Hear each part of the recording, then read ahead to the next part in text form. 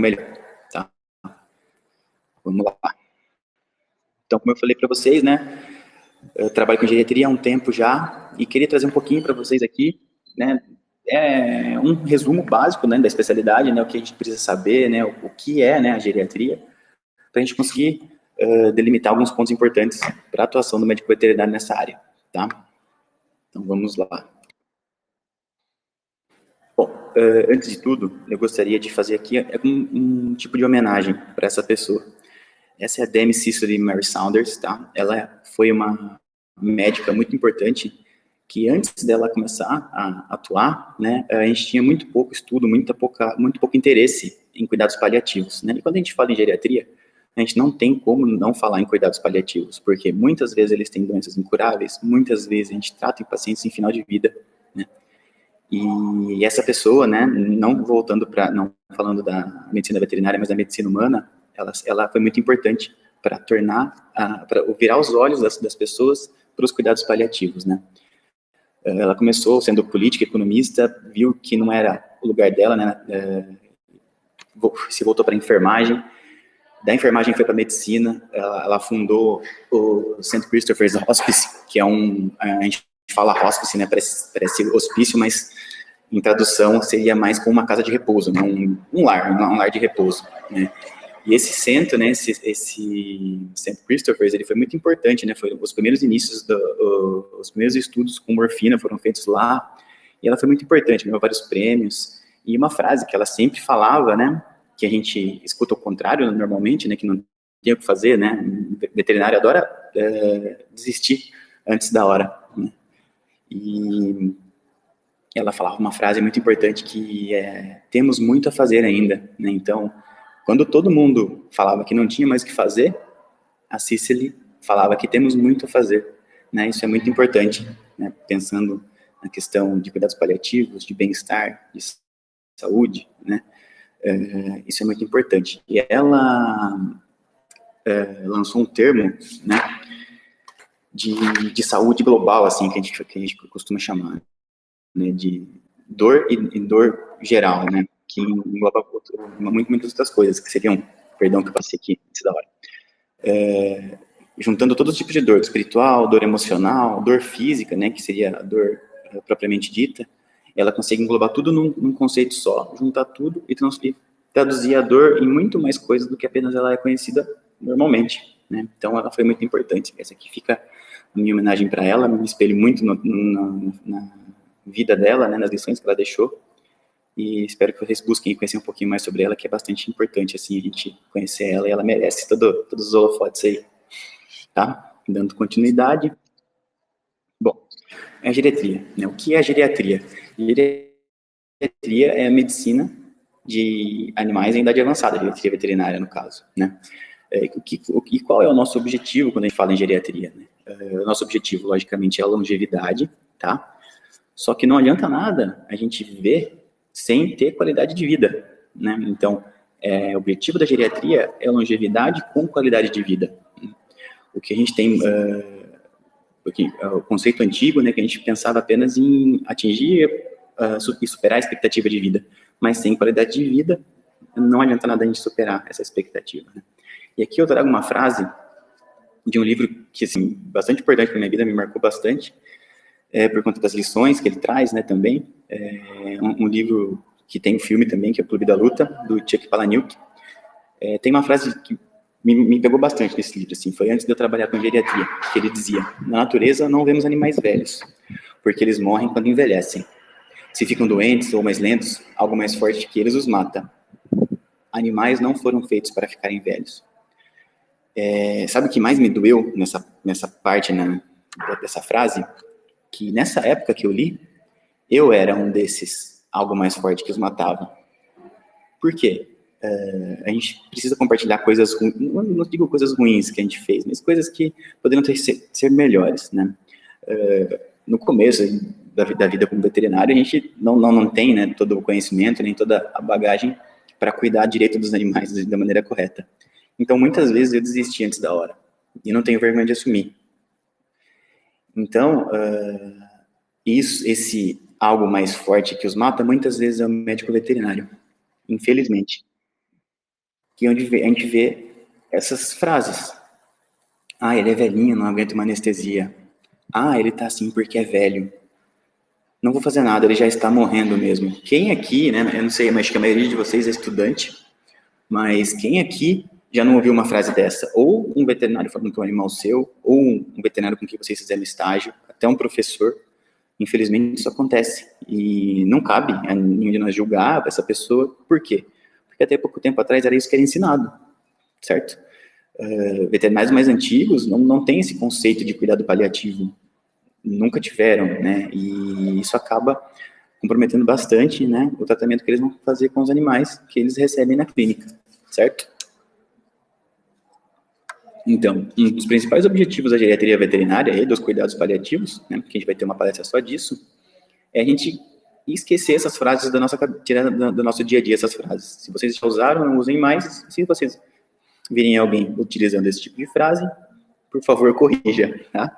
Acho que, como técnicos da área, a gente já tem essa, mesmo como estudantes, todos nós já temos essa responsabilidade aí de falar, não é bem assim. Talvez tenha muito que se fazer ainda. Lembra lá da Cícero, tá?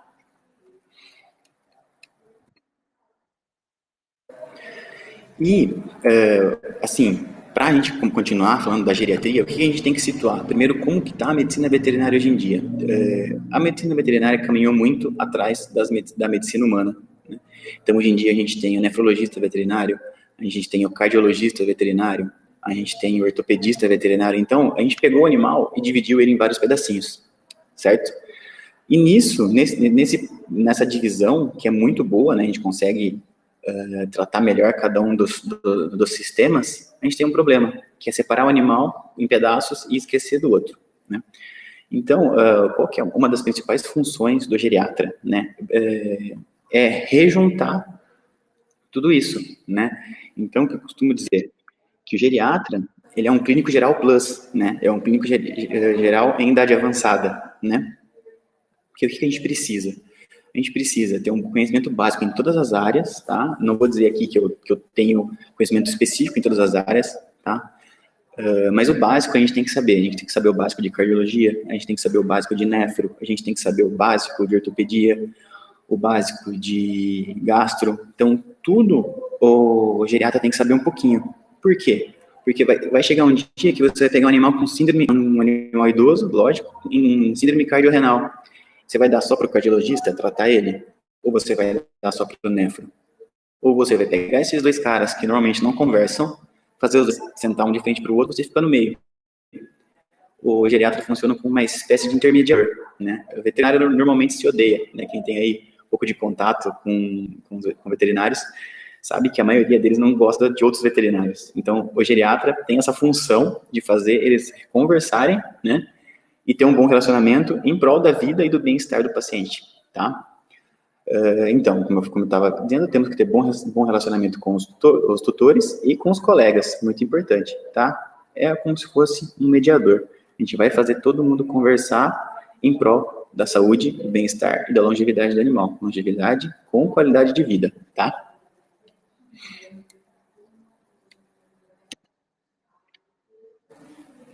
E não temos como falar da geriatria sem falar do envelhecimento, né? Aqui eu vou dar umas pinceladas sobre as teorias do envelhecimento, né? O que está relacionado, para a gente conseguir dar continuidade, saber como que esse envelhecimento afeta a nossa rotina clínica, tá? E o que é o envelhecimento, né? O envelhecimento é um processo natural que ocorre em todos os seres vivos, exceto o Keanu Reeves, que vocês podem ver aí nas imagens, que ele está vivo desde 1530 e até hoje não envelheceu nada, tá? Brincadeiras à parte, a gente tem várias teorias relacionadas ao envelhecimento, certo? A primeira, né, que vocês estão acostumados aí desde as aulas de citologia, que é a da apoptose. Cada célula do nosso corpo, ela nasce programada, né, com tempo de vida programada para morrer, né? Então, essa é a nossa primeira teoria do envelhecimento. Então, toda célula envelhece, toda célula do nosso organismo, certo? E uma segunda teoria que pode até alterar, né, o tempo de vida de uma célula, no caso acelerar a apoptose, é o acúmulo de radicais livres. A gente está acostumado a ouvir bastante aí essa palavra radicais livres, né? Então, que são, né, esses radicais livres? Eles são moléculas, tá? Vou fazer meio mais simples para ser mais fácil de entender. São moléculas com capacidade, resultado de metabolismo ou estresse, tá? Que são capazes de se unir a outras moléculas do nosso organismo e oxidar essas moléculas, né? Ou seja, destruir essas outras moléculas, tá? O que acontece com os animais idosos? Eles têm acúmulo de radicais livres por conta do metabolismo, né, e da vida mesmo, isso é normal. A gente tem menos disposição de antioxidantes endógenos. Os antioxidantes são as moléculas que protegem as células dos radicais livres, tá? Temos menos antioxidantes endógenos e temos o menor aproveitamento dos antioxidantes exógenos, que é aqueles que a gente obtém a partir da dieta, tá? Então, a gente tem acúmulo de radicais livres e as moléculas que protegem a gente dos radicais livres não funcionam ou por falta, né, ou por menor aproveitamento, tudo por conta da idade, tá? Então, como eu expliquei para vocês, acúmulo de radicais livres com pouco antioxidante, a gente tem um estresse para a célula, né? São estímulos nocivos e causam o estresse oxidativo, que as células perdem sua função, certo?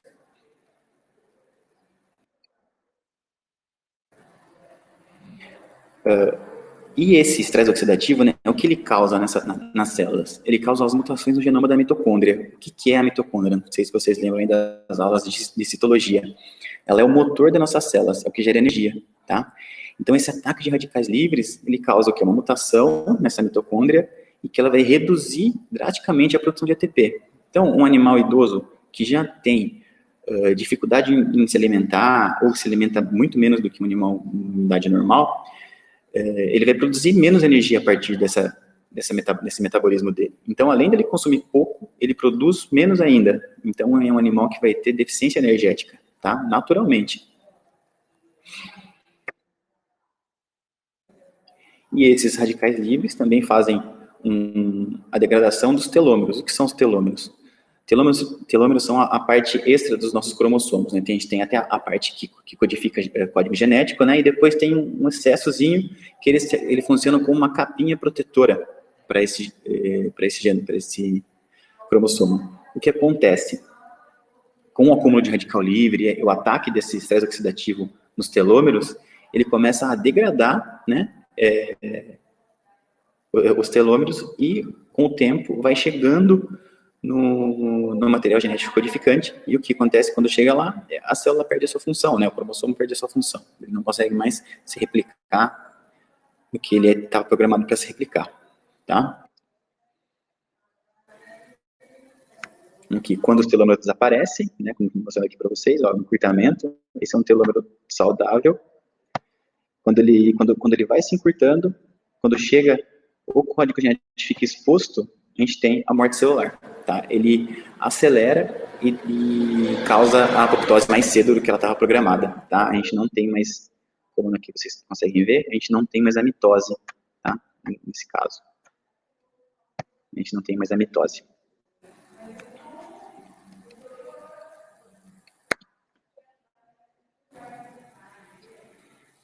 Bom, esse estudo sobre, né, os telômeros, eles conseguem trazer para a gente algumas informações sobre o envelhecimento, propriamente dito, né? A gente tem animais com diferentes tamanhos de telômeros. Então, a gente consegue, se a gente conseguir decodificar esse código genético e mensurar o tamanho dos telômeros, a gente pode ver qual animal tem a longevidade maior comparada com o outro. Então, um telômero grande, né, indica que o animal vai viver mais tempo, né, independente da espécie, pode ser humanos, animais, outros animais, a gente consegue descobrir, né, a longevidade dele, né.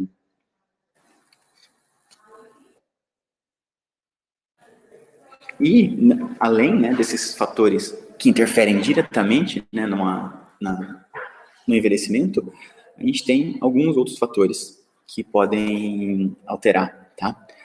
A gente tem os fatores hereditários, tá? Alterações neuromusculares, respiratórias, cardiovasculares, né, e de conformação, né? A gente pensa, quando a gente fala em alteração de conformação, vem logo os bracocefálicos na nossa cabeça, a gente já pensa nos bulldogs, nos pugs, eles acabam envelhecendo mais rápido, não sei se vocês têm alguma experiência com isso, com algum animal da família, mas se vocês falam assim, um animal de pequeno porte, vamos pensar em raças pequenas, Pinscher, Shih Tzu, Lhasa Apso, né? Eles vivem tranquilamente os seus 16, 17, 18 anos, tranquilamente, certo? Só que a gente pega um pug, que teria praticamente a mesma composição corporal, assim, em massa, que ele, teoricamente, viveria também até os 18 anos, mas ele vive menos, ele vive 12, 14, com muita sorte, né? Até 10 em alguns casos, a gente tem pugs que vivem muito pouco. Isso está relacionado ao estresse causado pela conformação, né? Pela dificuldade respiratória, pelos problemas cardiovasculares que a raça tem, tá? Dachshunds, né? Por conta das alterações da coluna vertebral, também acabam podendo envelhecer um pouco mais cedo do que os outros animais, a gente vê eles ficarem com a carinha branca, né? E a gente tem os fatores ambientais, né? Dieta, animal com dieta ruim envelhece mais rápido, né? Algumas lesões crônicas podem acelerar o envelhecimento, né? Estresse. Um caso bem legal que eu tenho para contar para vocês é de uma família que tem 2 pinchers, os 2 estão vivos até hoje. Agora eu não vou lembrar o nome deles para falar para vocês. Vamos supor que é Pingo e Dudu, eu acho que é Pingo e Dudu. Eles são irmãos, da mesma ninhada, têm a mesma dieta, têm o mesmo tratamento, tá? Só que o Pingo, ele é muito mais bravo, ele é um pincher raiz, né? Comparado com o Dudu, que o Dudu é aquele pincher amoroso, que fica no colo, que não liga para outras pessoas. O Pingo é super bravo, né? Ele chegava tremendo no consultório, latindo, rosnando para todo mundo, enquanto o Dudu chegava na maior paz. Irmãos de mesma ninhada, o Pingo tem o rostinho todo branco já, tem algumas alterações em disco, doença articular, e o Dudu não tem nada, tá? Então, a gente pode ver bem como o estresse, né, esse comportamento que é normal da raça, né, esperado da raça, né? Quando a gente vê um pincher manso, a gente até estranha, mas a gente consegue ver como só esse fator, né, só o estresse pode interferir bastante no envelhecimento, né? E um outro fator que a gente também tem é com relação à reprodução. Animais que reproduzem muito, né, eles tendem a envelhecer mais rápido. A gente vê muitos locais que doam as matrizes, né, alguns canis que doam as matrizes depois de 3 ou 4 crias. Você pega a fêmea com 3, 4 anos de idade, ela parece que tem 8, 10. Se você olhar para a carinha dela, você fala assim, não, essa cachorrinha tem muito mais idade do que ela aparenta, né? Ela aparenta ter muito mais idade do que ela realmente tem. Tudo isso por conta do estresse da reprodução, tá? Isso acaba cansando o organismo do animal.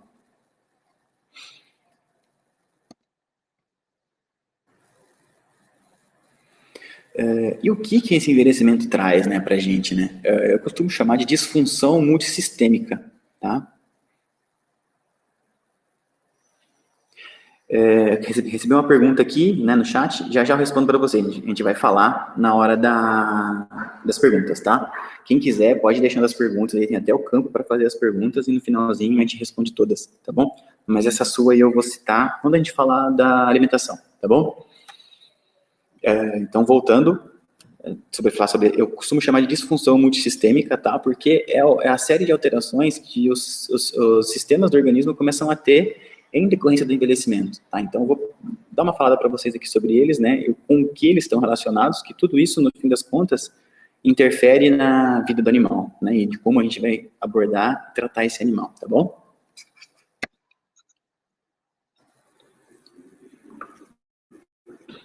Começando com o sistema nervoso, tá? O que acontece com o sistema nervoso quando o animal envelhece, né? A gente tem perda considerável dos neurônios, né? Eles, como eu falei para vocês, toda célula tem um tempo de vida, não é diferente com os neurônios, né? Quando o animal vai envelhecendo, ele vai perdendo esses neurônios, tá? Aí, além da perda dos neurônios, a gente tem a diminuição das sinapses, que são as ligações, né, entre os neurônios. Então, além de perder em quantidade, a gente perde a qualidade da transmissão do estímulo nervoso, tá? Além de a gente perder as sinapses, né, a gente perde os neurotransmissores, tá? Que são as substâncias que ativam, né, o impulso do estímulo nervoso entre a sinapse e o neurônio, certo? A gente tem uma diminuição considerável, né, na vascularização do sistema nervoso central, tanto que alguns medicamentos aí que a gente utiliza para síndrome da disfunção cognitiva, estão muito relacionados com com a melhora da vascularização periférica, tá? Né? A propentofilina, até a sildenafila, né? A gente consegue utilizar, né, para melhorar a vascularização, tá? A gente tem perda de axônios, né? Neurônios motores e sensoriais, tá? Então, a gente acaba perdendo também a velocidade em em reflexo, tanto sensorial quanto reflexo motor, tá? E a gente tem alterações na baía de mielina, né? Que é aquela estrutura das fibras musculares que estão relacionadas à contração muscular, né? Então, o que acontece? Sim, os slides vão ficar disponíveis. O que acontece, né? Então, além do animal idoso ele já ter uma perda de massa muscular, que a gente vai falar no próximo slide, o pouco que sobra, ele fica trabalhando com pouca capacidade, tá? Então, a gente chega para o sistema nervoso que está altamente ligado com o sistema locomotor, né? Que, como eu falei para vocês anteriormente, a gente tem diminuição drástica da massa muscular, né? Animal idoso, ele entra numa condição que a gente chama de sarcopenia, né? Que é a perda de massa muscular por conta da idade mesmo, né? Então, é muito importante a gente fazer exercícios com esses animais, né? A gente tem que pensar numa suplementação aí com proteína na dieta, sempre tomando cuidado com a função renal, tá? Uma coisa tem que estar bem alinhada com a outra, tá? A gente tem uma redução considerável da densidade óssea, então o animal idoso, ele está mais predisposto, assim como o ser humano, à osteoporose, no caso. Então os ossos ficam mais sensíveis, uma queda, um atropelamento pode trazer mais consequências do que no animal jovem, tá? Por conta dos animais que ficam mais parados, a gente tem atrofia muscular, tá? Essa pergunta eu não sei responder, eu não sei se dá para baixar via Android, mas aí o pessoal do Coletivete vai saber. Tá? A gente tem a redução da óssea, já falei, em animais que ficam muito tempo parados, que dormem muito, a gente tem atrofia muscular, né, que é diferente da sarcopenia. Sarcopenia é uma diminuição, né, em massa, da massa muscular, e a atrofia, a gente perde essa massa muscular, né, totalmente, né, eles atrofiam por falta de uso, eles acabam fibrosando, né, ficando inativos. E a gente tem a degeneração articular, principalmente em gatos, né, ela é mais evidente em gatos, e que causam as osteoartrites, né, então é bem comum artrite e osteoporose em animais idosos também, tá, é bastante comum. E isso tudo interfere na locomoção. Então, vocês podem ver, quando a gente fala em geriatria, tudo está relacionado, uma coisa está sempre relacionada com a outra. O animal que fica muito tempo deitado, muito tempo parado, não se exercita, ele entra em sarcopenia, ele tem atrofia muscular, e por conta disso, ele para mais ainda de se locomover, e isso agrava ainda mais a condição dele, tá? Então, a gente tem que pensar bastante nessas correlações e fazer elas para ter o maior aproveitamento assim das informações que a gente consegue, tá?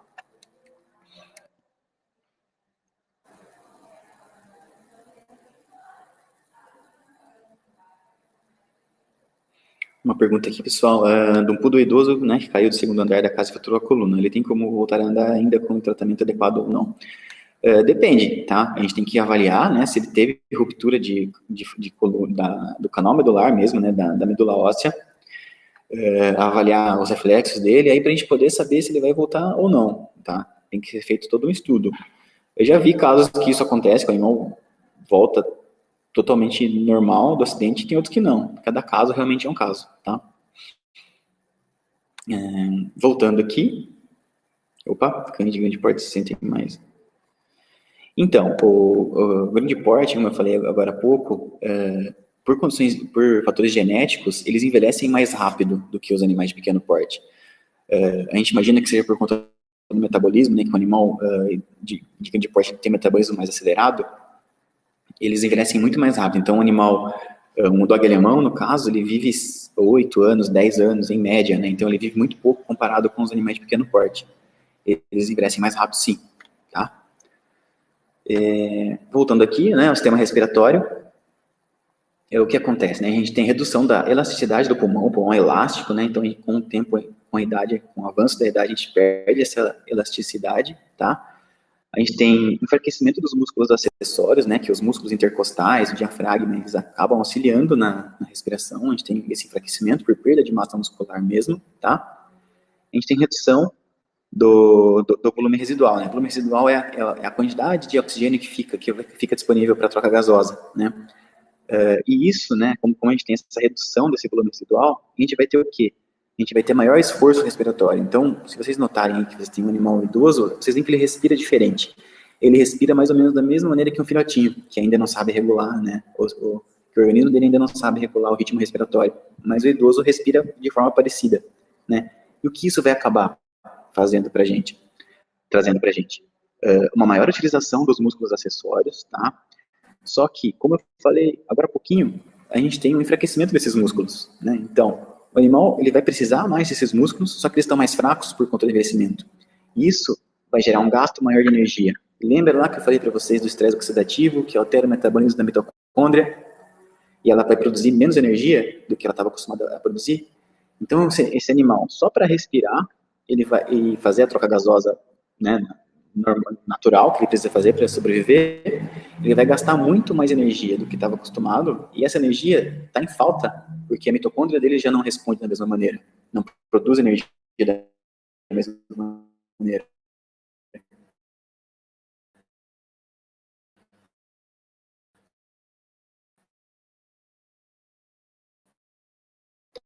Tá?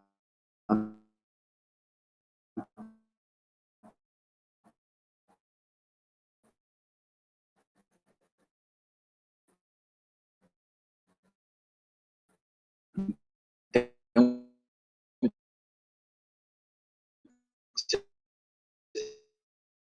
tem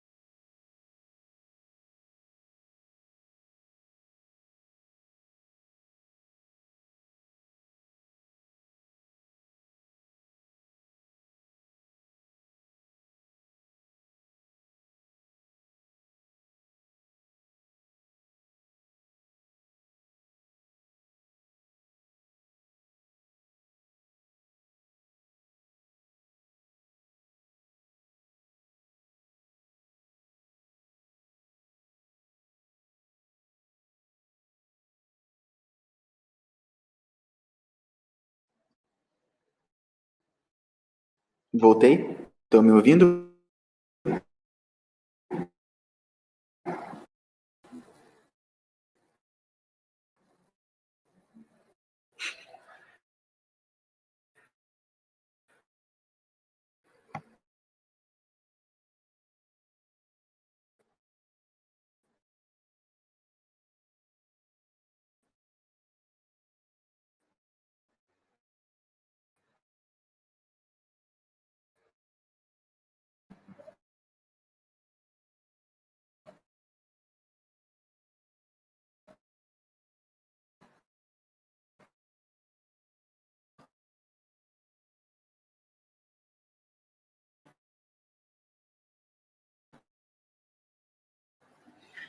Sim, pronto. E aí?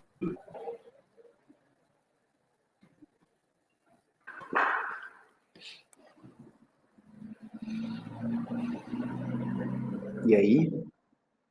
Só me esperando alguém me dar um ok e eu dou continuidade, tá? Desculpem aí a queda.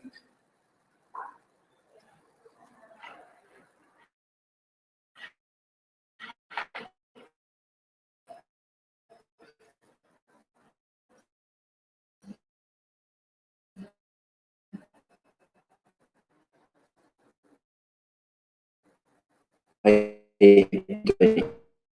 já.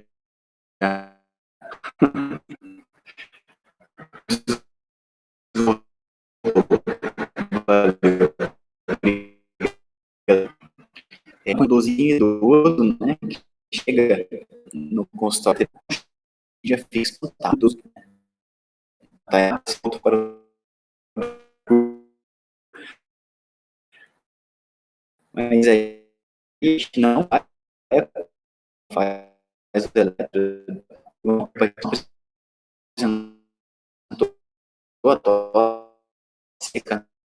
natural da cardiopatia.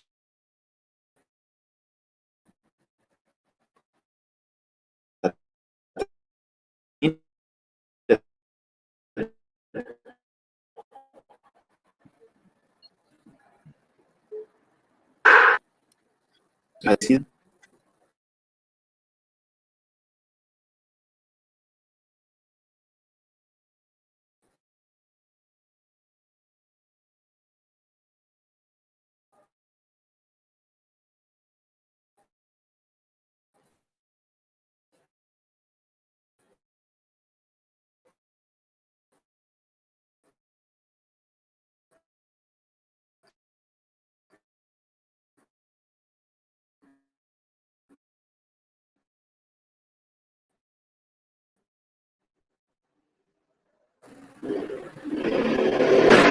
isso é uma pergunta.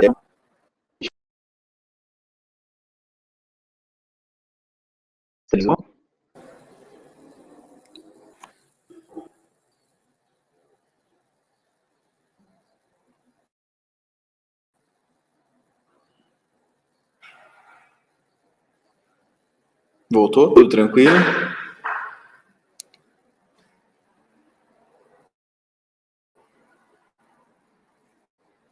Tá, beleza. Eu acho que é o pudo idoso que não quer que a gente fale dele, né? Porque geralmente é bastante sistemático. Dando continuidade, né? A gente então não pode pensar que só porque o animal não apresenta um sintoma clássico, né? Que é aquilo que está em livro, não quer dizer que ele não tenha uma cardiopatia, tá? Então, o animal idoso para a gente é sempre um mistério. Então, é sempre importante a gente investigar tudo que é possível, né? Procurar bastante, ficar sempre atento a qualquer alteração que ele possa esconder. O do idoso é eu estava comentando, né? Que os mais idosos, eles têm diminuição do reflexo de tosse, tá? Fisiologicamente, por conta da idade. E o que isso pode trazer para a gente de ruim? Vai chegar um poodlezinho idoso na clínica sem tosse, e a gente vai achar que é um animal especial, que é um poodle que não é poodle, porque ele não tem cardiopatia. Mas na verdade ele tem, ele só não tem aquela tosse seca característica da cardiopatia, porque ele não tem mais o reflexo de tosse, tá? Esse reflexo ou está diminuído ou está ausente, tá? Então vamos dar continuidade aqui.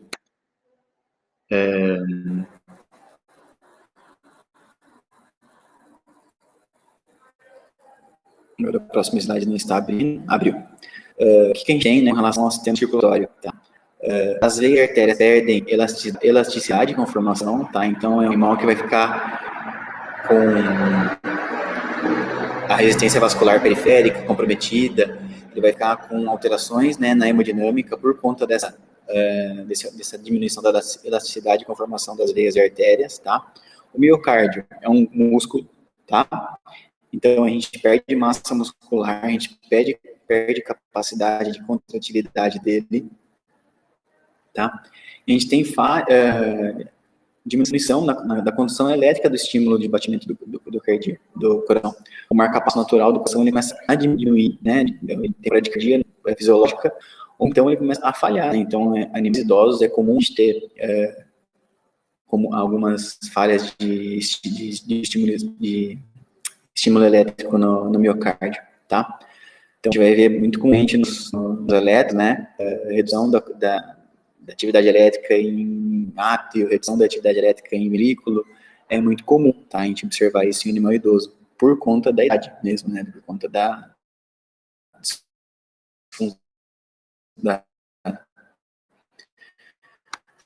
degeneração por conta da idade, tá?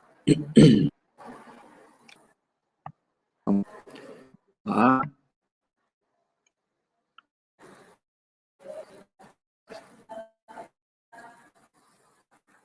Os slides estão abrindo um pouquinho mais devagar do que antes. Por isso que eu estou demorando para falar de um e outro. Bom, sistema excretor, né? O que a gente tem? A gente tem o menor de nefrofuncionais, então o rinzinho, ele já está travando. O rinzinho, ele começa a ficar mais debilitado, tá? A gente tem redução da taxa de filtração glomerular, tá? A bexiga fica menos elástica, então o animal ele perde um pouco da capacidade de segurar a urina. O áudio está um pouco atropelado, tá? Deve ser, tá indo, ele atrasa e depois vai junto com o outro. Eu vou tentar falar um pouco mais devagar, tá? Vamos ver se melhoram um pouquinho.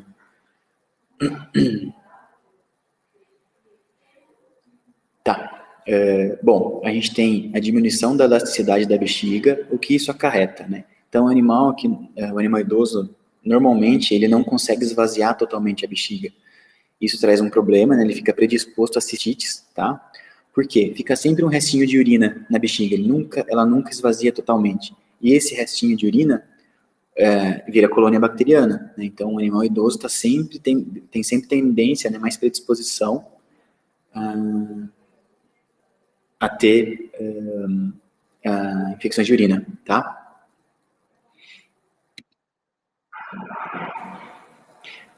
Tem, ó, é um ponto legal da gente falar. O animal idoso tem mais predisposição a neoplasias. A gente tem vários fatores, né, que estão relacionados com o aparecimento de tumores, de cânceres em geral. O que é, né, um câncer? Ele é nada mais do que o resultado de uma replicação errada de uma célula, né? Então, uma célula começa a se replicar de uma maneira errada, tá? E acaba se transformando em outra célula, tecido neoplásico, tá? Então, vamos voltar lá no comecinho que a gente falou dos telômeros. Então, a gente perdeu os telômeros, algumas vezes eles podem não morrer, né? Não pode não acontecer a morte celular, mas ele começa a decodificar o gene de maneira errada, né? Então, uma célula que produzia um tecido ósseo que produziria osso, tá? Começa a produzir tecido glandular, né, num local que não é para ter tecido glandular, né, e isso acaba gerando um câncer. E a gente falou uma explicação muito simples, tá? Se tiver algum oncologista assistindo, vai chorar, mas é basicamente, estou simplificando para vocês entenderem por que o animal idoso tem mais predisposição. Mesmo castrado, tá? A gente tem redução, né, das neoplasias mamárias em fêmeas castradas. Tá? Mas outros tipos de neoplasia nem sempre estão relacionados à castração, tá? Um dos pontos-chave hoje que tem muita discussão ainda, né? Que é quando castrar o animal, né? Se castrar antes do primeiro cio ou depois do primeiro cio. Um predispõe a um tipo de problema e salva do outro, então a gente tem que sempre ponderar bem, né? animais castrados mais tardiamente, né? Tem alguns estudos aí que demonstram que eles têm menos probabilidade de ter síndrome da disfunção cognitiva, né? Então, assim, tem que pensar muito, assim, agora não é só, é melhor castrar cedo, né? Então a gente tem que pensar bastante aí, cada animal é um animal mesmo, tá? A gente não pode prever em 100% dos casos que uma castração vai livrar de todos os problemas, tá? Voltando, sistema digestório, né? O que a gente tem no sistema digestório? A gente tem perda, disfunção dos dentes, tá? Que a gente tem muito problema com doença periodontal, então os animais perdem os dentes, infecciona a boquinha deles. A gente tem até infecções graves que acabam resultando em endocardite bacteriana, tá? A gente tem gastrite causada por doença periodontal, porque o animal está sempre com aquela papa de bactéria na boca, engolindo aquela saliva com bastante carga bacteriana, e isso vai para o estômago, coloniza o estômago, o animal tem gastrite por conta da doença periodontal, tá? A gente tem atrofia da mucosa, tanto da mucosa do estômago quanto da mucosa intestinal, então a gente tem menos absorção de nutriente. Agora a gente pensa lá um pouquinho no que eu falei lá no começo. A gente tem diminuição da produção de energia, né? A mitocôndria já produz menos energia. O animal exige mais energia. E mesmo que a gente suplementando a dieta, ele absorve menos, né? Então uma coisa, como eu falei para vocês, uma coisa sempre vai levar a outra. Então esse animal, ele pode se alimentar normal, mas a partir dessa alimentação ele não consegue aproveitar, ter 100% de aproveitamento desses nutrientes, certo? A gente tem alteração, né, no volume gástrico, né, tanto por esvaziamento, né, então o estômago do animal idoso nunca se esvazia totalmente, tá? É bem difícil, o animal consegue ter esse esvaziamento por completo. E preenchimento, o animal que ele se sacia com mais facilidade. Tem um animal idoso que come menos mesmo, então ele come menos, absorve menos e exige mais energia, né? Então a gente tem que pensar em alimentos, né? A gente vai ter uma palestra bem legal de nutrição do animal idoso que ela vai poder, a palestrante vai poder falar bem mais para vocês do que eu sobre isso. Mas a gente tem que sempre pensar em suplementar energia com energia de boa qualidade, né? Não é qualquer carboidrato que a gente vai suplementar. A gente tem que pensar também na proteína que eu falei para vocês, a sarcopenia. Então a gente tem várias coisas, né?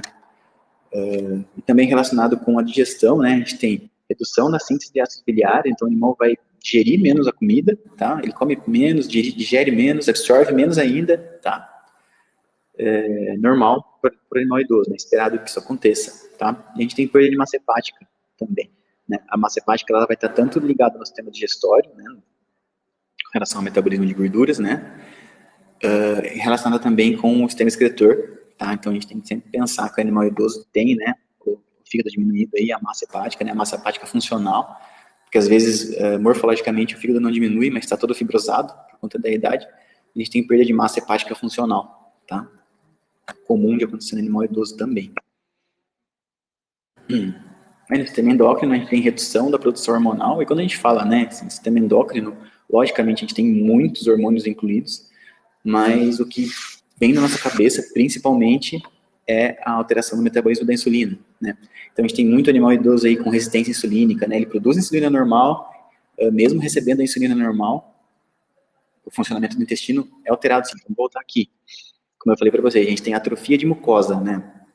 Então, lembra das vilosidades do intestino lá? A gente tem perda considerável dessas vilosidades. Então, o bolo alimentar que chega até o intestino, ele vai ser menos absorvido. Então, é comum no animal idoso a gente ter fezes com um alimento não digerido, a gente ter fezes mais fedidas, né? Por conta de ter o alimento lá, a gordura mesmo, né? Então, é bastante... Essa alteração do intestino é bastante comum, tá? Continuando aqui, como eu falei para vocês, a alteração, a gente pensa, né, quando a gente fala sistema endócrino, principalmente no metabolismo da insulina. O animal idoso é muito predisposto a ter diabetes, tá? É bastante comum, diabetes por resistência insulínica, tá? Então a gente tem que pensar no protocolo que a gente vai utilizar de tratamento do diabetes, né, que nem sempre vai funcionar logo de cara, a gente tem que estar sempre acompanhando a evolução do animal, acompanhando a glicemia, tá? Não é tão simples quanto no animal mais jovem. Só voltando aqui, sem falar dos outros problemas endócrinos, né? Hiperadreno, a gente tem muitos animais com hiperadrenocorticismo. A gente também não pode esquecer do hipotireoidismo, tá? Animal idoso já tem tendência a engordar, né, por conta da falta de exercício, né? O hipotireoidismo também predispõe isso, que desacelera um pouco o metabolismo e predispõe ao acúmulo de gordura, tá? Então, a gente tem que sempre pensar em todas essas alterações aí. Sistema imunológico é uma outra discussão que a gente tem bastante debate hoje em dia, né? O que acontece com o animal idoso, né? A gente tem a alteração das funções linfocitárias, né? Então, os linfócitos dos animais, eles acabam trabalhando de maneira diferente, né? Por conta da idade, tá? A gente tem diminuição da produção de anticorpos, tá? E principalmente, né, que a gente vê bastante comumente, a perda e diminuição da barreira natural, né? Aquela barreira natural que a gente tem em mucosa, aquela barreira natural que a gente tem em pele. Então, animais idosos são mais predispostos a piodermites, né, a infecções secundárias, que parecem ser simples, né, em animais mais jovens, mas no animal idoso pode evoluir rápido, pode virar uma infecção mais grave por conta da perda dessa barreira natural, né? O que a gente consegue combater naturalmente, assim, no animal jovem, o animal idoso vai ter um pouquinho mais de trabalho. Então, um machucado, uma ferida, tem muito mais tendência a infeccionar, né, do que no animal mais jovem, tá? Como eu falei agora há pouquinho, né, a gente tem bastante discussão com relação à vacinação em animais idosos, né? Então, a gente tem bastante discussão hoje em dia de quando vacinar, como vacinar, se vacinar, né? O que eu uso na minha rotina são vacinas com menos carga de antígenos, né? Então eu opto sempre pelas V4, né? Que é basicamente para sinomose, para virose, né? São as mais comuns. E sempre antes eu tento fazer, né? Quando o proprietário tem essa disposição de fazer o teste de titulação, né? Então hoje em dia temos disponíveis os testes de titulação. A gente faz, se o animal tiver com titulação boa, eu nem vacino. Se tiver titulação baixa, aí a gente vacina, tá? Não expor o animal, né, que já está com o sistema imunológico fragilizado, né? Há muito antígeno que às vezes nem sempre são necessários, tá?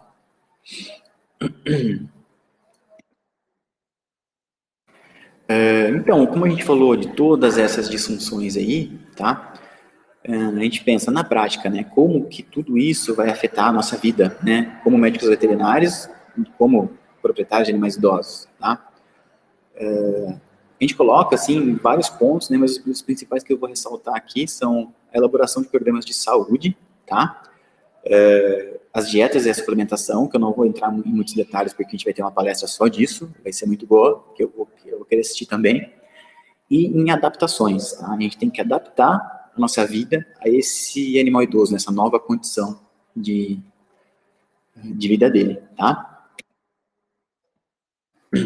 O que a gente pensa quando a gente fala em programas de saúde, né? O animal idoso, ele é um animal que tem que estar sempre no seu consultório, tá? Ou você está sempre fazendo visitas regulares a ele, caso você trabalhe com home care, né? Por quê? É importante essa proximidade com o proprietário e com o animal, tá? Para não deixar passar nada, né? Para você estar sempre atento com a evolução do caso, com alguma coisa nova que apareceu que você possa ter deixado passar. Tem alguns estudos fora do Brasil que 90% do gasto com veterinário na realidade em animais idosos, né? Então, a gente pensa que o proprietário ele vai ter a maior parte maior despesa com o animal nessa fase. Então, é muito importante o acompanhamento de perto do médico veterinário, para isso nos tornar exaustivo, tá? Exaustivo fisiologicamente, exaustivo emocionalmente, exaustivo financeiramente. A gente tem que pensar tudo nisso, tá? O que engloba, né, esse programa de saúde, né? Eu me espelho muito na saúde pública, né? Tem até uma imagem aí para mostrar para vocês da caderneta de saúde que em algumas prefeituras fornecem para o idoso, tá? O que a gente tem nessa caderneta de saúde? É como se fosse uma carteirinha de vacinação, dessas de hoje em dia que são mais completinhas, que parece um caderninho. Nela tem altura e peso, né, no caso do que a gente fala, carteira de vacinação da criança, né, tem as vacinas, tem os exames, do idoso, vão ter as consultas marcadas, quando ele vai ter essa consulta, as especialidades que ele precisa, as receitas médicas ficam também registradas nessa caderneta. Qualquer visita ao veterinário, qualquer ação, é assim, diário, facilita com outras especialidades. Por exemplo, quando eu vou encaminhar um paciente, o cardiologista, quando eu encaminhar nitrógrafo.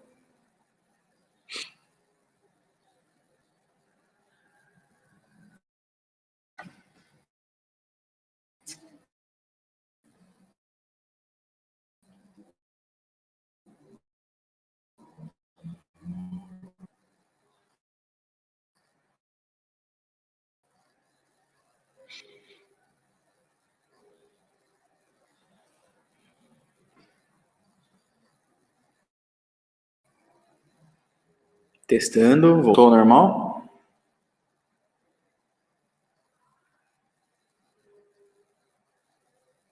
Os slides vão ser disponibilizados sim, tá? Fiquem tranquilos aí, que vão estar todos à disposição. E eu vou ter meus contatos também, depois. Então, se você quiser conversar comigo por WhatsApp, por e-mail, eu demoro para responder às vezes, mas respondo. Então, se alguém tiver alguma dúvida, a gente pode conversar, tá? E eu acredito que aqui a gente vai conseguir passar muito pouco conteúdo, tá? Bem o básico mesmo. Mas aí a gente vai conversando e me coloco à disposição, tá? Até se o pessoal do coletivo quer fazer um outro evento aí, para a gente tentar arrumar essa questão.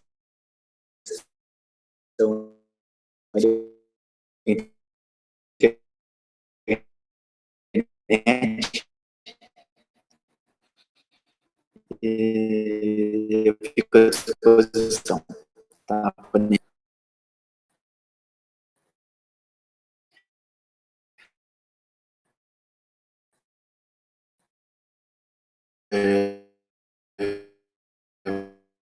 E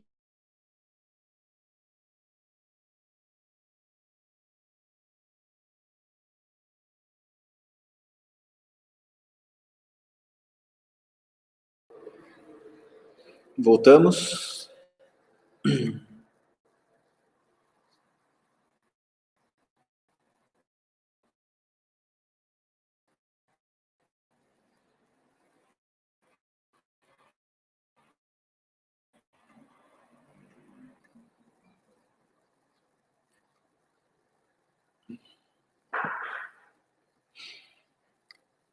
Voltou aí? Legal. Então vamos dar continuidade mais uma vez. Nessa caderneta também, né, a gente acaba adicionando algumas informações, né, com relação às alterações que a gente vai fazer, né, no ambiente, né, no manejo do animal idoso, né, e até com relação à dieta, tá? Então, a gente se espelha muito, né, na saúde pública, né, nos programas de saúde da saúde pública para as pessoas idosas, a gente tentar simular, né, para animais idosos, tá? Quem tem algum parente idoso aí na família, talvez tenha até um contato maior com esse tipo de caderneta aí, tá? Dando continuidade, né? O que a gente tem que pensar no animal idoso? Vocês não têm uma palestra específica só disso, tá? Não é uma receita de bolo, nenhum animal vai ter a mesma alteração com relação aos outros, tá? Mas o que a gente pensa, né? Quando a gente fala animal, meu animal ficou idoso, o que eu tenho que pensar em fazer? Primeiramente, é a troca da ração, né? No mínimo, trocar para uma ração de boa qualidade, para animais em idade avançada, que basicamente o que elas têm? Elas têm suplementação com antioxidantes, tá? Que acabam segurando um pouco o envelhecimento ou até retardando alguns sinais, e tem maior quantidade de proteína e menor carboidrato. Por quê? O animal idoso ele tende a acumular gordura, tende a perder massa muscular por conta da sarcopenia, tá? Então essas rações são elaboradas pensando nisso. A gente tem que ter um ponto de importância aí, pensar que animais predispostos à insuficiência renal, né, gatos principalmente, e alguns animais que já têm algum histórico de doença renal, a gente não pode pensar em trocar logo de cara para uma doença, para uma ração para animais em idade avançada, sem passar com um nefrologista primeiro, certo? A gente tem alguns suplementos, tá? Hoje em dia, Seniox, Geriox, Geripet, a gente tem várias opções, tá? Basicamente, eles são compostos com ácidos graxos essenciais, antioxidantes, tá? E a gente tem a opção sempre da alimentação natural, sempre acompanhada de perto por um nutrólogo veterinário, certo? A gente não pode pensar em trocar logo de cara para alimentação natural, fazer em casa comida achando que vai ficar tudo bem. 100% das vezes a gente vai precisar entrar um suplemento no mínimo de minerais. O que a gente costuma lá, normalmente é o Complete, que eu estou circulando aqui agora, não ganho nada com indicação deles, mas a gente normalmente faz a prescrição da alimentação natural e suplementa com o Complete, tá? Mas isso vai ficar mais mais explicadinho na próxima palestra, tá?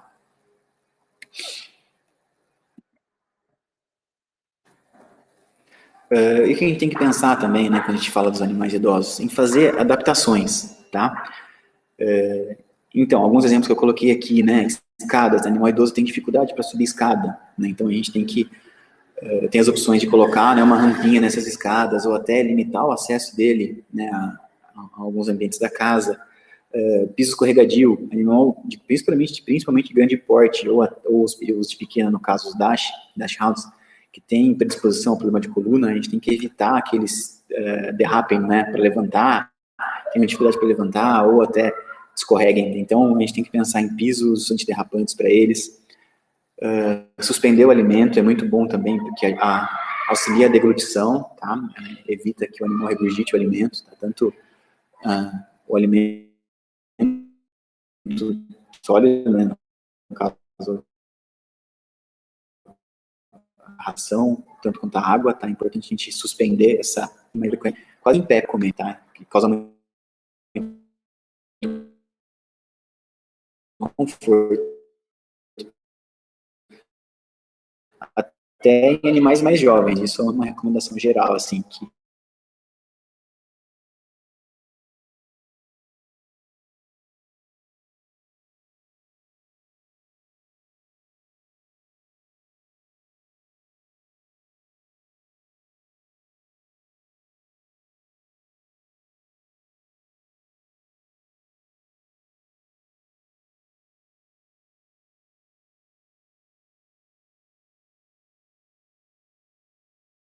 tô.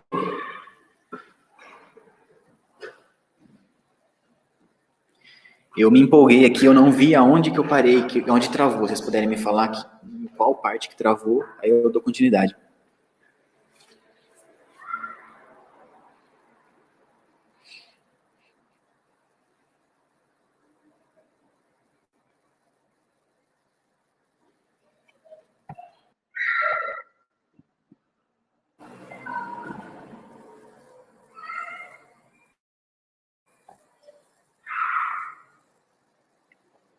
Tá, parou no...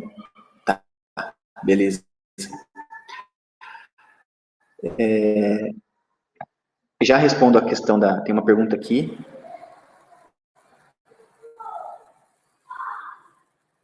A gatinha com... Isso, responder essa pergunta eu já continuo, tá? É importante cães e gatos seguirem uma alimentação própria para um problema específico sempre. Com uma gatinha que sempre faz xixi com sangue, ela não pode trocar sua ração, porque o problema reaparece. Sim, normalmente, quando os animais precisam de uma dieta específica, é para o resto da vida. A não ser que apareça um problema mais grave, que precise ser trocada a alimentação para esse problema. Nesses casos, que a gente tem dois problemas, né, que precisam de uma alimentação específica, a gente encaminha para o nutrólogo. Né? A gente senta junto com o nutrólogo, não vai mandar o cara sozinho para lá. A gente tenta o proprietário, o nutrólogo veterinário, nutrólogo veterinário e veterinário clínico, né? E conversa para os problemas possam ser tratados ou amenizados, tá? A gente pensar assim, tá? Mas a gente tem que pensar sempre no que vai matar primeiro, tá? Se essa urina com sangue não vai trazer um desconforto a longo prazo, uma inflamação, dor, no caso, a gente até pode pensar em trocar a dieta para cuidar de um problema mais grave. No caso, vamos pensar aí numa doença renal. O animal tem que trocar a alimentação, porque senão ele vai morrer, porque doença renal mata, tá? Rápido. Então a gente tem que pensar qual vai ser o maior benefício, tá? Tá, voltando aqui aos potinhos, tá? Então a gente tem que pensar em elevar, né, os potinhos de alimento, que fica muito mais confortável para os animais, tá? Até para animais jovens, o esôfago fica reto com a inserção do esôfago no estômago, no cardio, que proporciona uma melhor deglutição, um melhor aproveitamento do momento da refeição, tá? Então é bastante confortável para eles essa altura de se alimentar. A gente tem que pensar também, né, em animais que são muito habituados ao contato humano, tá? Vamos dar um exemplo aí daquele Lhasa Apso, daquele Shih Tzu que está sempre com o dono, sobe na cama, sobe no sofá. Um dia, né, ele não vai conseguir mais subir na cama e no sofá da maneira que ele subia antes, tá? Sozinho, subir. No começo ele vai pedir ajuda, mas depois ele vai percebendo que ele está incomodando de pedir ajuda, até às vezes a gente até briga com eles, né? Não pega no colo na hora, então, e eles vão começando a se isolar um pouquinho, ficar deitados na caminha, aí a gente pensa, né, normalmente, tá ficando velhinho, não quer mais ficar perto de mim. Na verdade não é isso, né, ele quer ficar, mas não consegue e não quer incomodar. Não parece, mas os animais têm esse tipo de sentimento, né, que isso cai lá no comecinho que a gente falou da Cicely, né, que ela implementou o conceito de dor geral, e isso seria uma dor emocional que pode agravar outros problemas, né, então o animal tem um problema emocional, e isso agrava outras doenças, tá? Tem uma pergunta aqui.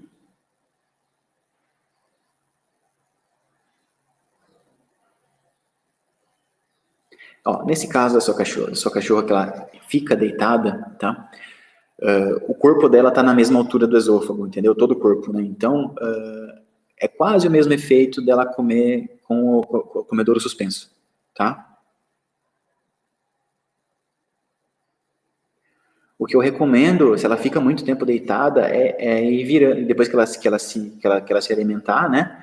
É, deixa um tempinho ela deitada de um lado e vai alternando esses lados que ela deita, tá?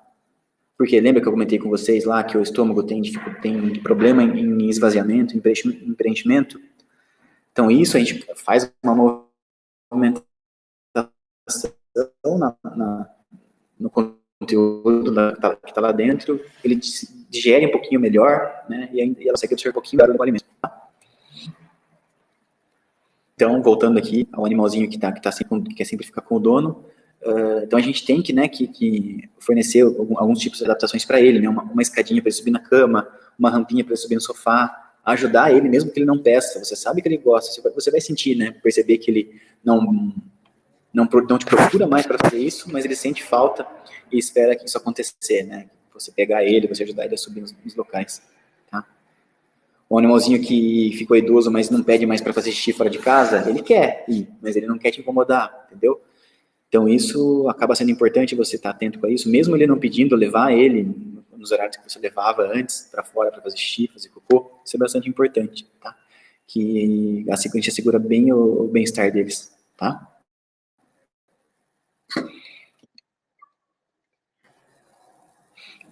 Uma coisa, né, que às vezes a gente pensa um pouco, né, é qual é o momento certo de adquirir um novo animal, né? Eu não sei se vocês chegaram a ver essa história de um golden idoso, cego, que ele recebeu, a família quis adotar um outro animalzinho, né, acabou comprando um outro animalzinho, e ele mudou de vida, né, o animal ficava só largado, só deitado, e quando ele conheceu o filhote, ele mudou de vida. Começou a se exercitar, começou a brincar mais, tá?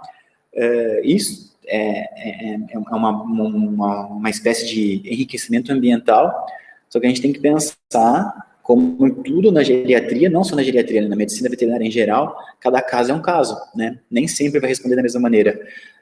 Mal ele era acostumado com os animais, ele era territorialista, quando era jovem, ele era briguento, então um filhote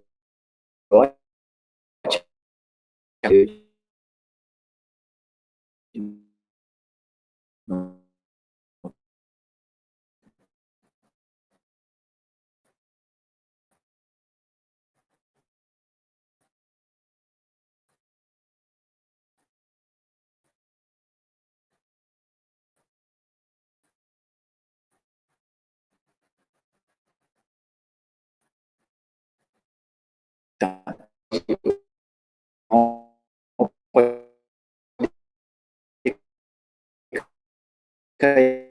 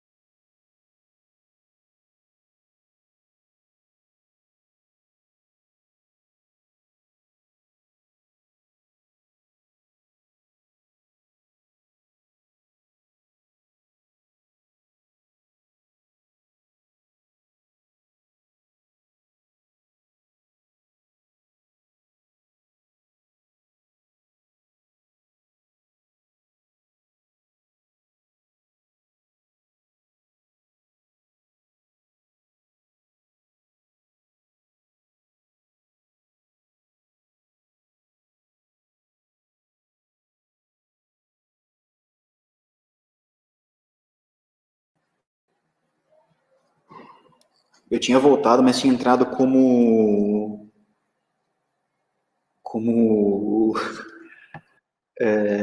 ouvinte.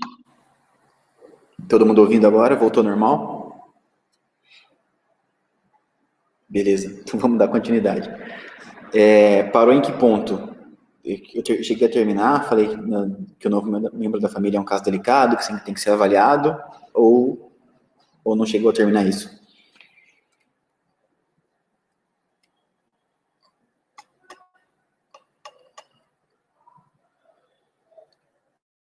Tá, como eu falei, como em todo caso, né, de geriatria, não só geriatria em si, mas na medicina veterinária, a gente tem que avaliar isso, porque às vezes o animal não pode não se adaptar com o novo membro, tá? Ele pode ficar agressivo, ele pode se isolar, tá? Então a gente tem que pensar como ele era antes, se ele era territorialista, se ele gostava de outros animais, para a gente não ter risco de agravar o caso dele, tá? Então tem que ser tudo muito bem pensado, tá?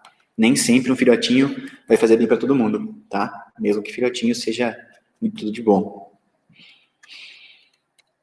Vamos dar continuidade aqui. O que a gente tem, né, hoje em dia, eu não sei se no Brasil nós já temos, a gente tem muitas creches aqui, mas nenhuma especializada para animais idosos, isso é um sonho da minha vida.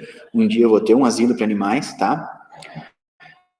Porque eu já tive clientes que chegaram a mim e falaram, doutor, quanto você quer ficar com ele até ele morrer?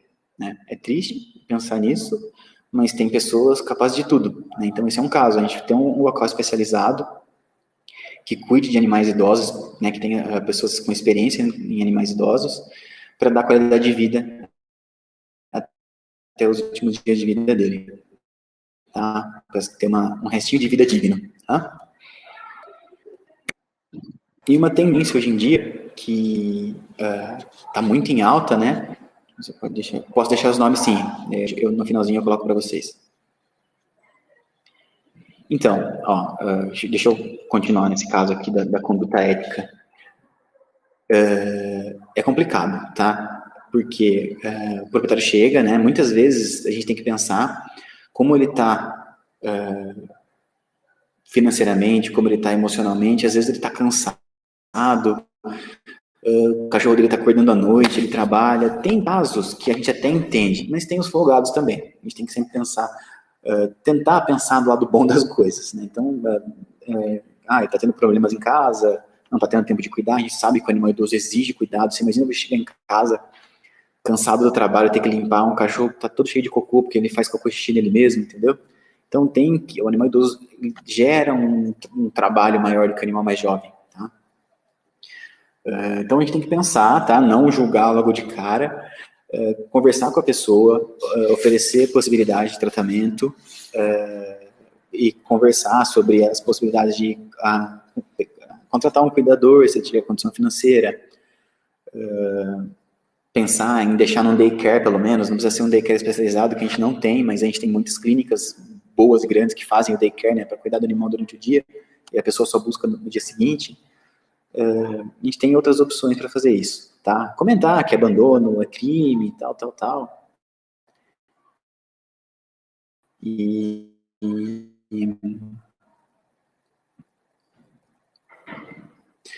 mostrar para eles que tem alternativas, tá? A gente chegar no ponto da eutanásia daqui a pouquinho. É um dos últimos slides. Eu quase terminando, gente. Tem 31 de 40, tá? E, né, pensando hoje em dia, né, que tá muito tendência, é o home care, né? A gente tem que pensar que para quase 90% dos animais idosos, sair de casa é terrível, tá?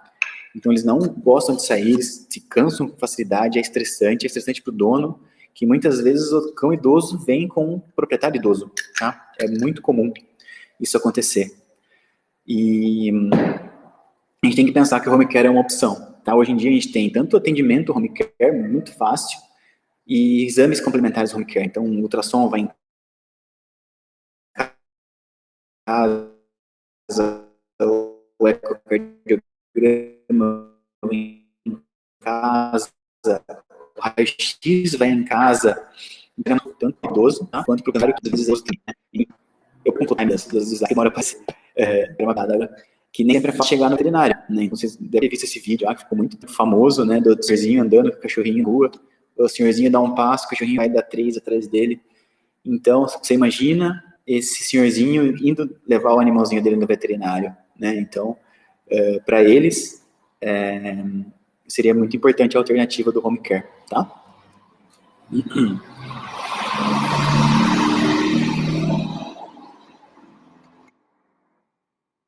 E a gente tem, hoje em dia, né, como eu falei lá da CISC, lá no começo, a gente vai ter uma palestra só disso, muito importante. Eu fico muito feliz que, além da geriatria veterinária, a medicina paliativa está tendo cada vez mais foco, tá?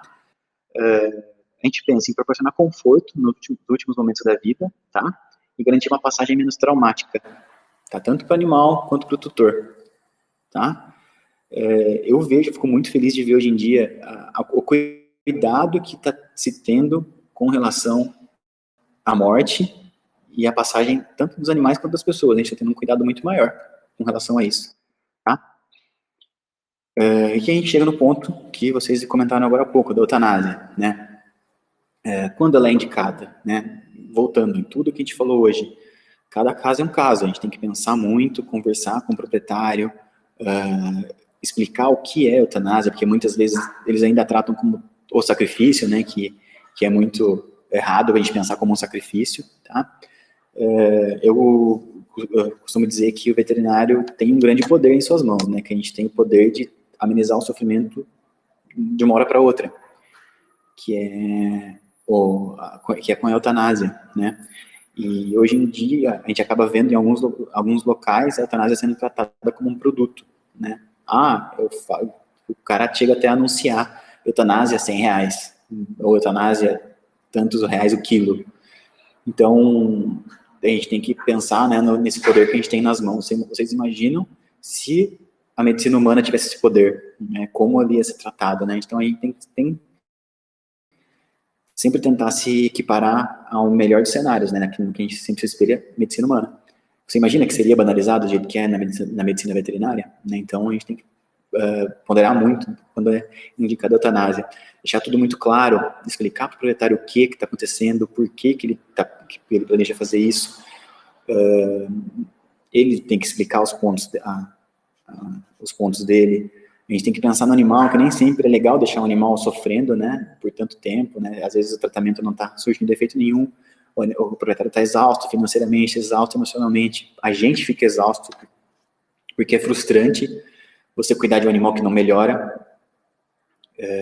E uma ferramenta que eu utilizo bastante, né, pro proprietário, é quando ele vem falar assim, doutor, não está na hora da gente pensar, ele vem com aquela palavra, né, como sacrifício, será que a gente não está pensando em sacrifício, não sei o quê? Aí eu falo para ele assim, bom, se você levantou essa possibilidade, então a gente tem que fechar alguns pontos, tá? Quero que você faça um diário. Nesse diário você vai marcar os dias bons que você teve com ele e os dias ruins, tá? E você vai pegar outra folha. Nessa folha eu quero que você coloque tudo que ele gostava de fazer e que hoje ele não consegue mais. E aí a gente vai conversar depois que você fizer esse diário. Então espera, se possível, né, se a condição do animal permitir, uma semana, 10 dias, e ele volta com esse diário, né? E isso a gente avalia. Se ele teve mais dias ruins, mais do que dias bons, do que dias pode se recusar. Pode, o médico veterinário pode se recusar a fazer eutanásia. Pode sim. Eu já me recusei muitas vezes, quando o proprietário chega com o animal, quero fazer eutanásia. Se ele não passa por uma consulta antes, e a gente não tenta no mínimo um tratamento antes, eu não faço. Tá? E voltando aqui, se o animal teve mais dias ruins do que dias bons, e ele não consegue fazer nem metade das coisas que ele gostava de fazer, aí eu exponho isso pro proprietário, falo, ó, tá vendo, ele está tendo mais dias ruins do que dias bons, ele não consegue fazer nem metade das coisas que ele conseguia fazer antes, e eu acho que é a hora da gente pensar mesmo que tá da gente deixar ele descansar, tá? Então, em que ponto a gente acha que ele tem que fazer uma eutanásia? Então, e agora? É uma pergunta complicada, tá? Antiético, acho que seria desistir desistir, né, do animal sem um motivo claro, tá? A gente ainda tem possibilidade de tratamento, se não foram testadas as opções ou se o proprietário tem condições financeiras e emocionais de continuar com o tratamento, tá?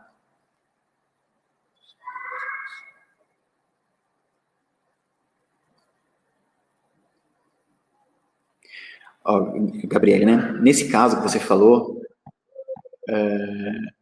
por isso que a gente tem que ficar muito em cima dos nossos pacientes e clientes de proprietários de geriatras, tá? A gente tem que acompanhar, ligar, ficar atrás. E no momento que a gente constar que estão tendo maus tratos, que ele está abandonando o animal, a gente pode até pensar em denunciar. Não é antiético o veterinário denunciar um cliente por maus tratos dos animais, tá?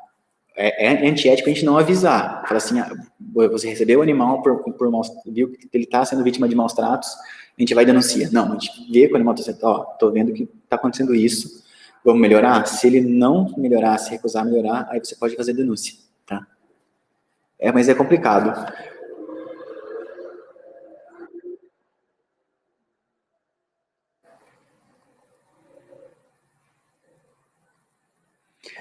Ó, nesse caso aí, se ele for o único veterinário da cidade aberto no momento, ele pode sofrer algum tipo de processo, mas se tiver outra opção, ele não pode.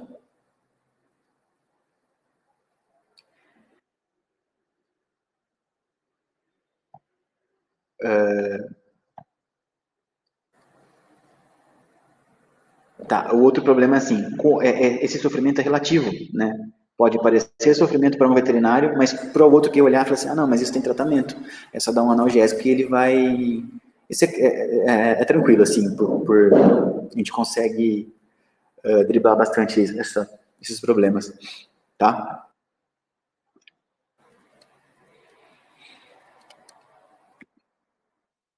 Dando continuidade, né? A eutanásia, como eu falei para vocês, a gente tem que fazer um suporte emocional bastante delicado para o tutor, tá? Como eu falei, hoje em dia é outra realidade do que eu estava acostumado, né? Eu cheguei a ver eutanásia sendo realizada no balcão de agropecuária, sabe? Isso machuca bastante a gente. Hoje em dia não, hoje em dia é feito todo um preparo, né? O animal, ele vem para ser feito o procedimento, com os donos junto, alguns podem acompanhar se quiserem, colocado música na sala, alguns lugares tem até uma sala com menos cara de clínica, com menos cara de hospital, uma sala com mais cara de casa, sabe, para ser feita a eutanásia. Então, hoje em dia está melhorando bastante isso, tá? E a gente tem que sempre pensar, tá, cara, que muita gente esquece disso, que é o suporte emocional do veterinário, tá? Eu já vi muito veterinário entrar em problema grave emocional porque não sabe lidar com morte, com eutanásia, tá? Então a gente tem que fazer. As clínicas aí que tem bastante eutanásia pode ser feita na casa do tutor, sim, pode. Tem alguns que preferem. Lembrando sempre de sempre realizar o procedimento de acordo com as normas, tá? Mesmo se for na casa, tá? E, como eu falei, é muito importante a gente fazer esse suporte do veterinário, tá? No caso dos bebês exóticos, é comum cuidadores buscarem por tratamentos para mais velhos. Então, hoje em dia também, no caso dos silvestres exóticos aí, eu vejo muita gente procurar tratamento para animal mais velho, tá? Quando eu comecei a trabalhar, eu via, vamos falar aí de coelhos, né, no caso, coelhos que viviam 6 anos, era o máximo que eles viviam. Hoje eu tenho pacientes de 12 anos e altamente saudáveis, tá? Então, hoje em dia, cada vez melhor, né, a procura de cuidados, né, tanto para, no caso de mamíferos, no caso de aves, no caso de répteis, tá? Todos eles têm um cuidado muito melhor, eles buscam por tratamento, sim. E é muito gratificante ter acompanhado isso desde que era bem precário.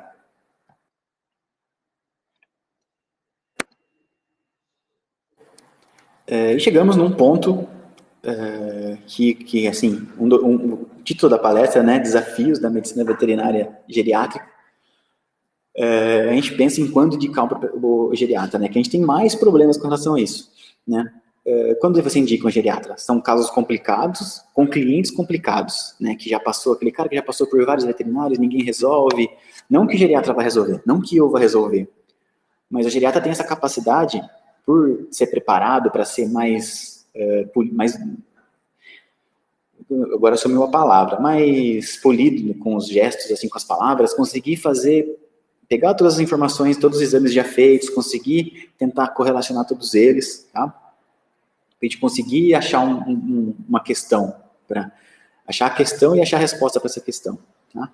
E um dos principais desafios também que a gente tem, né, o colega indicar, né, porque a gente trabalha com indicação de colega. E o colega, que normalmente é clínico geral, não quer perder o cliente dele e opta por não indicar o geriatra, que ele acha que é o cara que vai roubar o cliente dele. A gente tem muito esse problema ainda, tá? Mas como a gente está vendo uma crescente procura na medicina veterinária com relação à área da geriatria, isso está mudando. A gente está conseguindo mostrar a importância da especialidade, né? Mostrar para que serve, mostrar que o geriatra não vai roubar o seu cliente, o geriatra só vai fazer você ver algumas coisas que você, por acaso, né, por inexperiência ou por falta de conhecimento específico, não soube pontuar. E às vezes é uma coisa bobinha que está causando muitos problemas para o animal, tá? E tentar correlacionar tudo e cuidar melhor desse animal, trazer mais qualidade de vida para ele, que é o que a gente busca sempre, tá?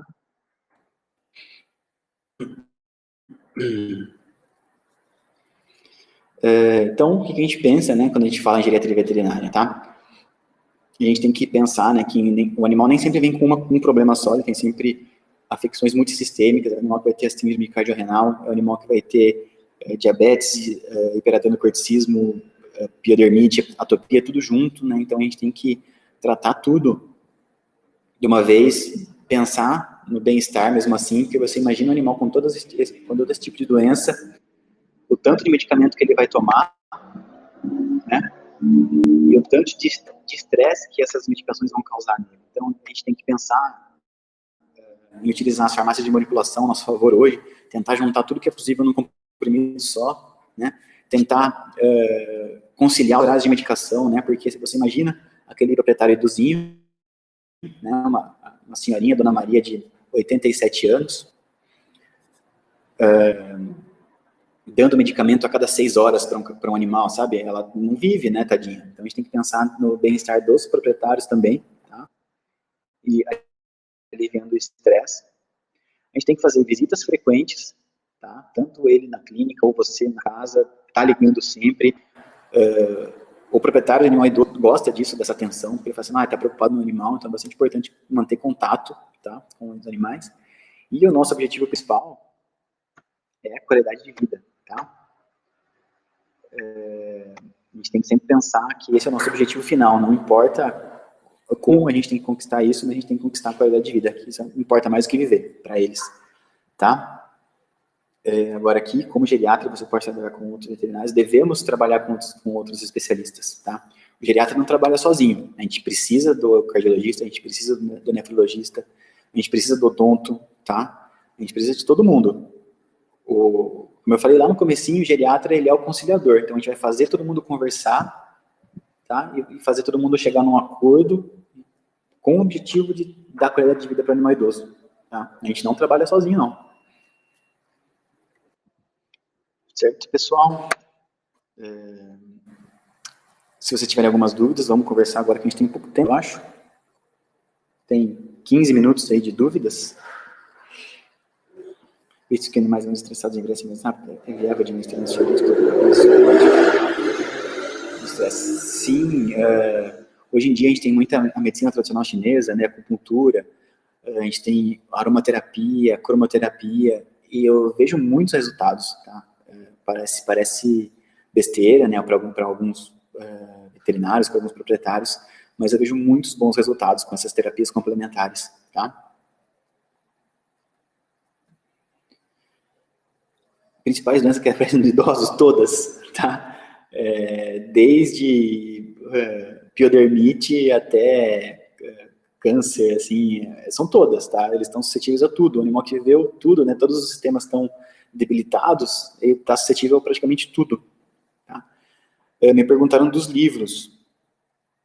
São 3, tá? Que temos publicados em português. Tem o Geriatria e Gerontologia Veterinária, do Hoskins.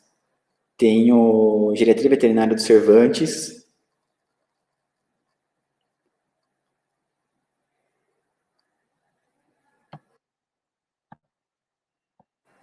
Tinha uma pergunta, tá, sobre alimentação. Tá, a alimentação eu não recomendo deixar à vontade, nem no animal jovem, tá? A gente sempre seguir a recomendação quando a gente usa uma ração comercial da embalagem, a quantidade, e dividir isso de 2 a 4 vezes ao dia, tá? Eu não recomendo deixar à vontade. Não vejo por que influenciaria o envelhecimento, não sei se influenciaria.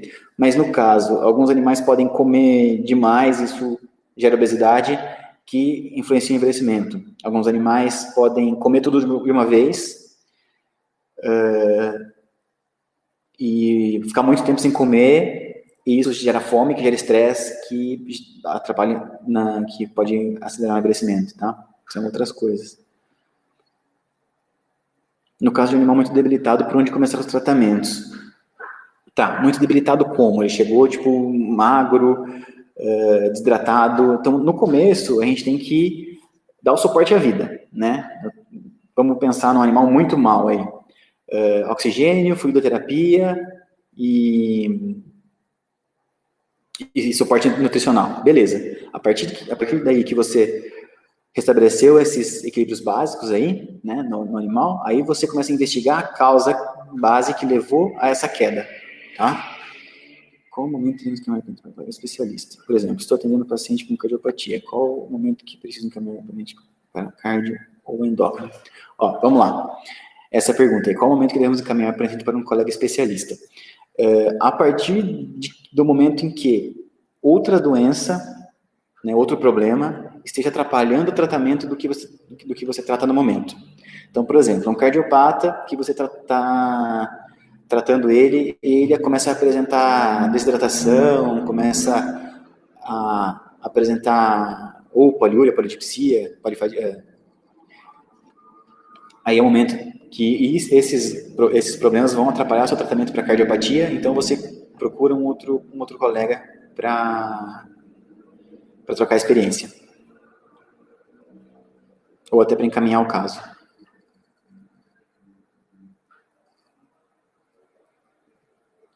Então, a minha indicação, como eu falei para vocês, está gerando bastante debate hoje em dia, tá? A recomendação é titulação para depois vacinar, tá? Nem todos os cães precisam de vacina, isso é verdade, nem todos os cães idosos, tá? Mas a minha recomendação é titulação e depois vacinar com o menos antígeno possível. Então, utilizar os V4, V6 no máximo, tá?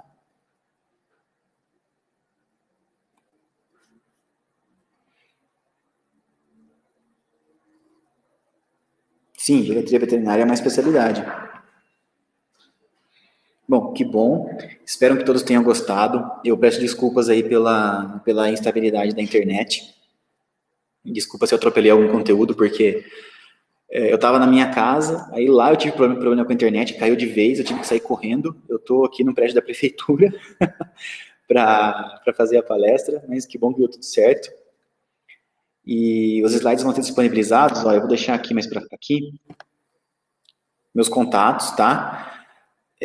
Só esse segundo e-mail que eu acho que ele está desativado, que eu reativei o domínio agora. Então, mas esse Gmail e esse CUNSP, eu estou disponível e esse é meu WhatsApp também, tá? Eu respondo, posso demorar, quem me conhece sabe que eu demoro um pouquinho para responder, mas eu respondo, tá? Espero que tenham gostado. Eu tenho 2 Instagrams, que é o Enoriam, @gmail, Enoriam, e tem o EnoriMVet, tá? Mas eu uso mais o Enoriam. Deixa eu colocar aqui, peraí. Mais fácil.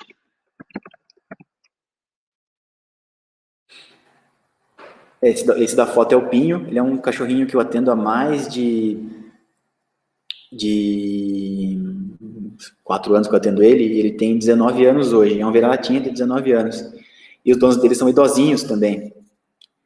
E hoje eles fazem live comigo, com o cachorro, para mostrar como é que ele está indo. Ele tem doença renal crônica, tem osteoartrite, ele é todo ferradinho, coitado, mas está bem. Às vezes tem umas crises graves de doença renal, mas a gente deixa ele lá na fluida, ele melhora e vai para casa. Ele está superando as expectativas. É o Pinho. Conservado.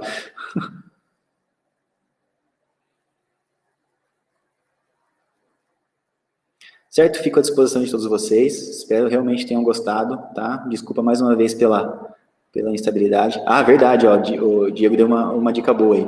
Sigam também o Instagram da SBGV, que é a Sociedade Brasileira de Geriatria. Se Deus quiser, logo mais, a geriatria vai ser uma especialidade reconhecida pelo Conselho, tá? Ele colocou aí, ó, o @SBGV oficial. Obrigadão, Diego.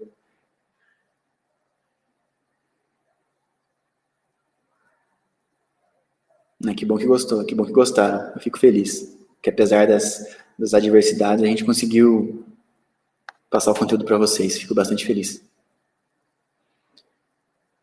Os slides o pessoal do Coletivete vai disponibilizar depois, tá? Eu acho que pelo e-mail que vai os certificados. Caso alguém não receba, só me chama lá, me manda um WhatsApp, me manda um e-mail que eu disponibilizo também, tá?